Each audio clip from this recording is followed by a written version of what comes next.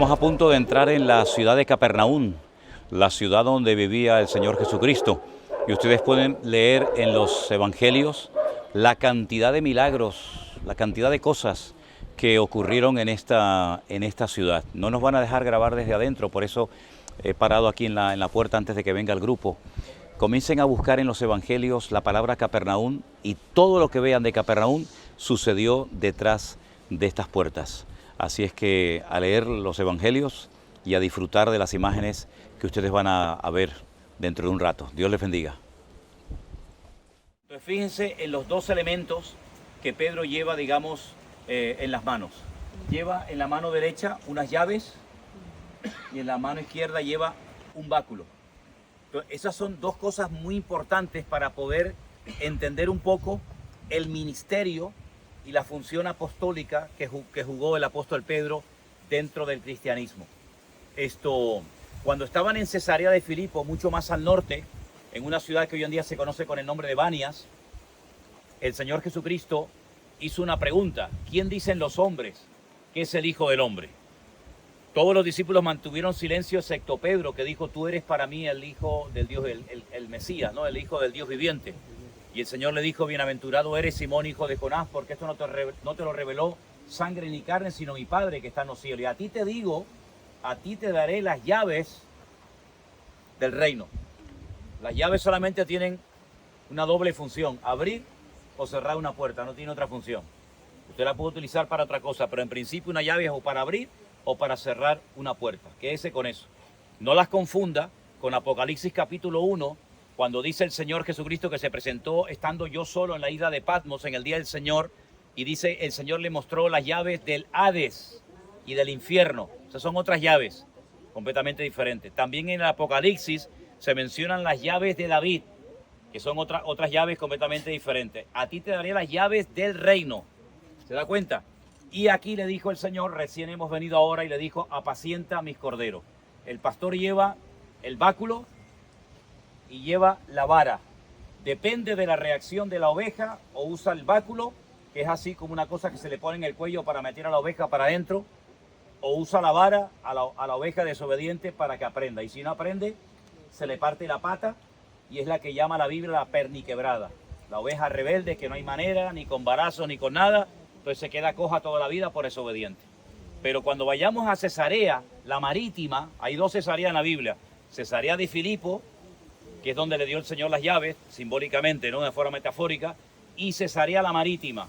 Allí, cuando Pedro va a la casa de Cornelio, allí es donde él empleó las llaves del reino, porque esto tiene una explicación simbólica, ¿vale? Entonces no es que el Señor le dio un báculo, literalmente, o le dio unas llaves, sino que metafóricamente preparó a Pedro para que supiera que él iba a ser el instrumento de Dios que iba a abrir la puerta a los gentiles.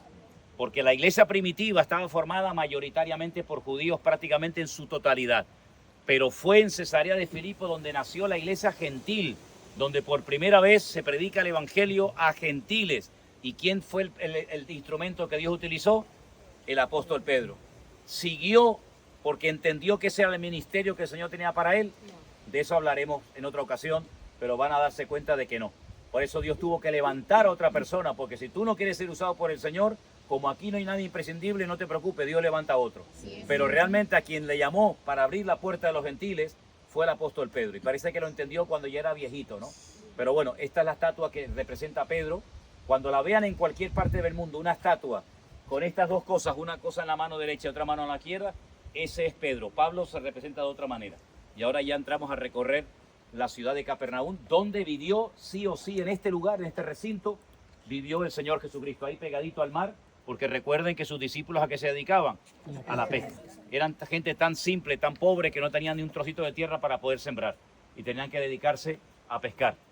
¿Y qué hacían con aquellas grandes pescas?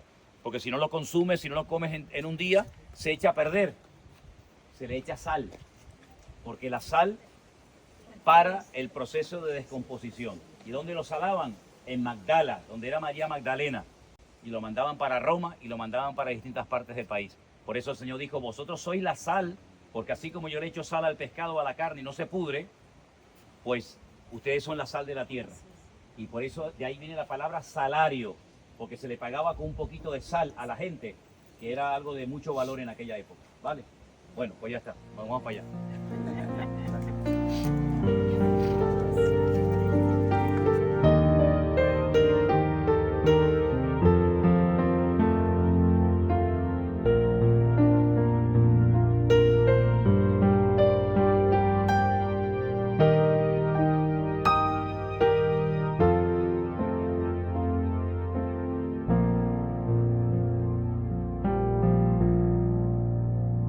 This is the air I breathe. This is the air I breathe. Your holy presence living in me.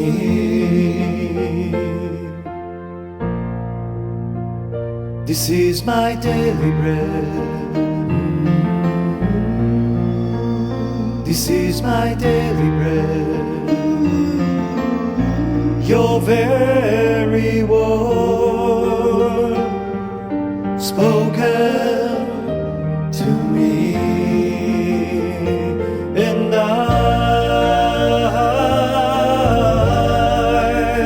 I'm desperate for you,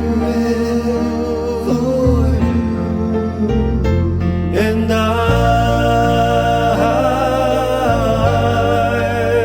I'm lost without you, without you.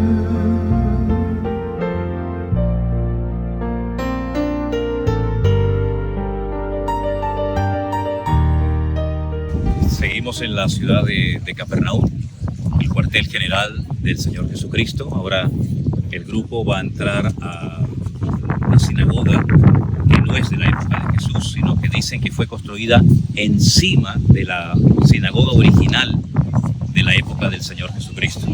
Recuerden que algunos ancianos se acercaron al Señor y le dijeron: Señor, este hombre ama a nuestra nación porque nos ha construido una sinagoga. ¿Recuerdan aquel centurión romano? Bueno, aquí en la ciudad de Capernaum ocurrieron muchas cosas que tenemos registradas en los evangelios, y por eso una vez más les repito que aquí cuando viene uno a Israel, uno puede ver, uno puede contemplar con sus propios ojos la Biblia.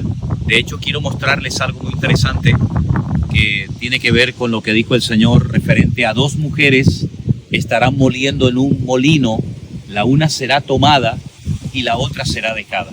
¿A qué tipo de molino se refería el Señor? Bueno, pues aquí lo van a ver. Ustedes van a ver aquí que hay como dos tipos de piedra, una cóncava y una convexa. Se echaba el grano dentro y entonces se molía con la ayuda de dos mujeres. Y aquí lo tienen. Hay muchos como ese aquí en la ciudad antigua de Capernaum, pero por ejemplo aquí tienen uno que lo pueden ustedes contemplar. Ahí tienen una piedra, digamos, puntiaguda, otra con un agujero. Esa se metía dentro de la otra y con la ayuda de dos mujeres se molía el grano. A ese molino es al que se refería el Señor Jesucristo cuando habló acerca de dos mujeres estarán moliendo en un molino, la una será tomada y la otra será dejada. ¿Se dan cuenta cómo se puede ver? Se puede casi tocar lo que dijo el Señor hace 2000 años como enseñanza acerca de su segunda venida. Y así podemos recorrer toda esta ciudad de Capernaum y podemos recorrer todo el país descubriendo, aprendiendo cosas nuevas y disfrutando de todo lo que vemos, de todo lo que oímos y aprendemos, que nos ayuda pues a tener un amplio conocimiento de las Sagradas Escrituras, para que de esa manera pues podamos servir mejor al Señor e informar también a otros hermanos que a veces no son así como se predican las cosas, sino son de una forma completamente diferente. Pero aquí, contemplándolo con nuestros propios ojos, te das cuenta de que a veces se dicen cosas que realmente se dicen sin fundamento, sin conocimiento, pero gracias al Señor que podemos traer a cientos y a cientos de personas todos los años durante mucho tiempo para que puedan contemplar con sus propios ojos muchas de las enseñanzas que dio hace 2000 años el Señor Jesucristo. Seguimos visitando y recorriendo la ciudad de Capernaum, el cuartel general de nuestro Señor Jesucristo. En las sinagogas las mujeres no pueden estar junto con los hombres, están detrás de unas unas celosías, de unas cortinas o en un balcón superior. Entonces, teniendo esto en cuenta, podemos entender un poquito mejor algunas cosas de la Biblia, ¿no? Por ejemplo, cuando dice la Biblia que Jesús estaba predicando en una sinagoga y dice que Jesús vio a una mujer que estaba encorvada, que tenía espíritu de enfermedad y que bajo ningún concepto se podía enderezar, ¿no? Bueno, sí, Jesús evidentemente la pudo ver, ¿no? Pero ¿cómo la pudo ver si generalmente no estaban en contacto juntos, ¿no? Hombres a mujeres. Bueno, yo siempre he dicho que lo que el hombre no puede ver, el Señor lo puede ver perfectamente. Pero aparte de eso, hay un momento en el que Pablo escribe una carta que ha levantado mucha controversia, ¿no? Cuando, por ejemplo, dice que vuestras mujeres callen en las congregaciones y si tuvieran algo que preguntar, pregunten a sus maridos en casa. Bueno, eso hoy en día sería un poquito como algo ridículo en el sentido de que si tú estás al lado de tu marido, te puedes acercar al oído y preguntarle cualquier cosa y nadie sabe ni siquiera lo que le ha susurrado, ¿no? Sin embargo, imagínate que por lo que sea, ¿no? Estemos en una sinagoga tradicional donde las mujeres están apartadas de los hombres y alguien está compartiendo la palabra o diciendo algo interesante y la mujer en el otro costado, en el otro lado, no puede escuchar. Pues tú imagínate si tienen que preguntar del otro lado a sus maridos. Entonces Pablo lo que siempre enseña en sus epístolas, o mejor dicho, el Señor enseña en su palabra a través de Pablo o de quien sea, es que siempre tiene que reinar el orden, ¿vale? Dios es un Dios de orden.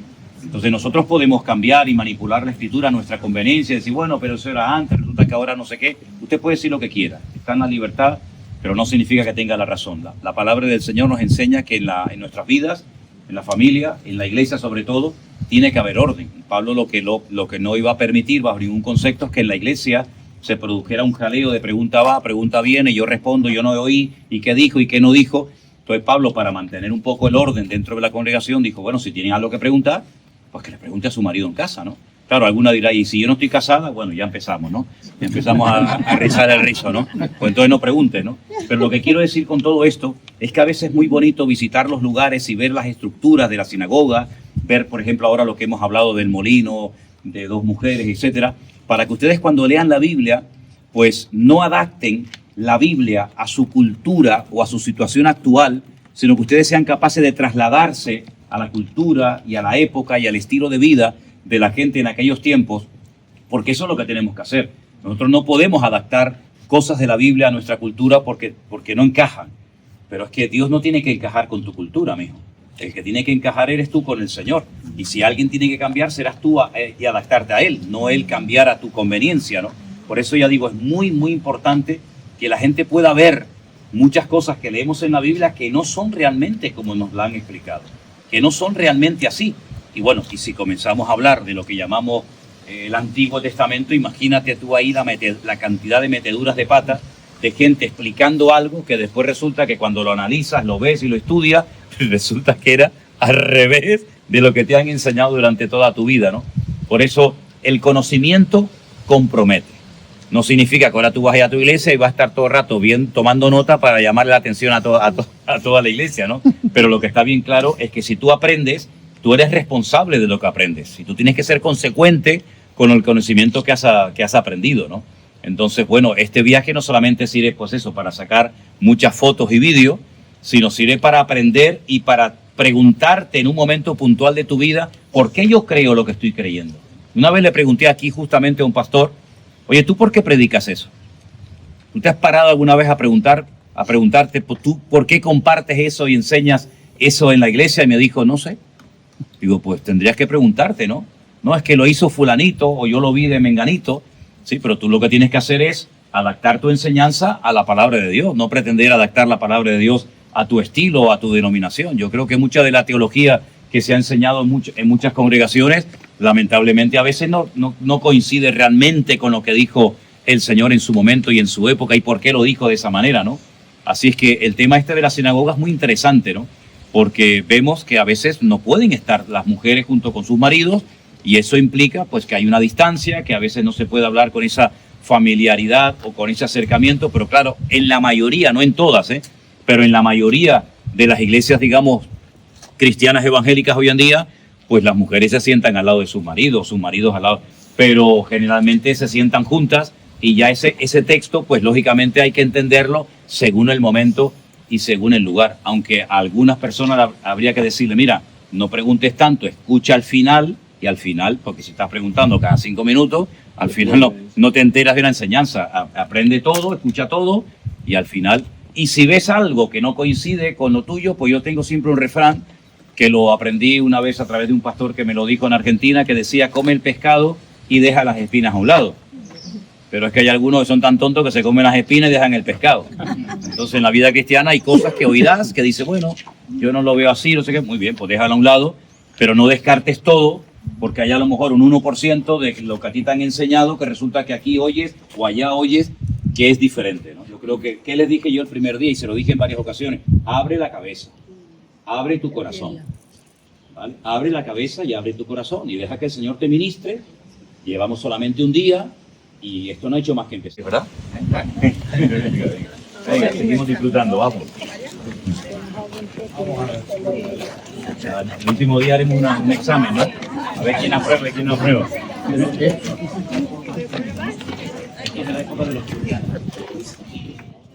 su palabra que se sentía muy a gusto y muy cómodo. Y hay lugares donde el Señor no se sentía nada cómodo ni a gusto. Y hay lugares donde quiso hacer cosas y no le dejaron también, hay que decirlo, ¿no? Jerusalén, Jerusalén, ¿cuántas veces quise juntar a mis hijos como la gallina junta sus polluelos y no quisiste? Lo vemos también en el libro del Cantar de los Cantares, representado en el amado que toca la puerta de la amada y la amada dice, bueno, reconoce su voz, pero me acabo de lavar los pies, en otras palabras no me voy a levantar, no merece la pena el esfuerzo de levantarme para abrirte la puerta, pero al final vuelve en sí cual hijo pródigo y entonces dice la Biblia que se levanta, abre la puerta y dice que ya su amado ya no estaba. El pomo de la puerta olía a su amado, pero ella entonces enferma de amor, se va por las calles de Jerusalén preguntando, ¿habéis visto a mi amado? ¿Habéis visto a mi amado? Y le decían, ¿y quién es tu amado? Y dice, mi amado es señalado entre 10.000 y lo describe desde la cabeza hasta la planta de los pies, mi amado es así. Conocía, pero no le abrió la puerta. Eso ya era una casa, esto le falta el techo, lógicamente, ¿no? Pero eso era una casa. Ah, y entonces pueden darse cuenta que uno dice, uy, pero mira el suelo cómo es. Ninguno de nosotros, creo, vivimos así. Entonces fue grande el gozo de la mujer cuando encontró la moneda, porque no había luz eléctrica y el suelo, miren cómo es. Entonces se te cae una moneda ahí y a ver quién la encuentra, pero dice la Biblia que llamó a sus vecinas, se gozó porque encontró la moneda. Claro, encontrar una moneda ahí no es fácil, ¿verdad? Pero fíjense, cada trocito era una pequeña vivienda, una pequeña casa. Mira aquí, ahí lo tiene, ¿lo ve aquí armadito? Ah, ¿Ve la piedra puntiaguda esa? Sí.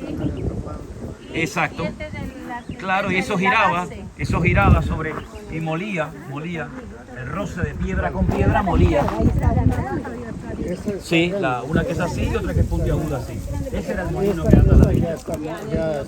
Y muchos cristianos, dos mujeres estarán moliendo, muchos cristianos ni se imaginan de lo que está hablando el Señor, pero él utilizaba ovejas, redes, molinos, barcas, para que la gente entendiera, miren, ahí tienen tirado uno allá, aquel lejos, aquel entraría aquí. Y estos eran los carpinteros, los que hacían esto, los que llamaban carpinteros, que son los carteros.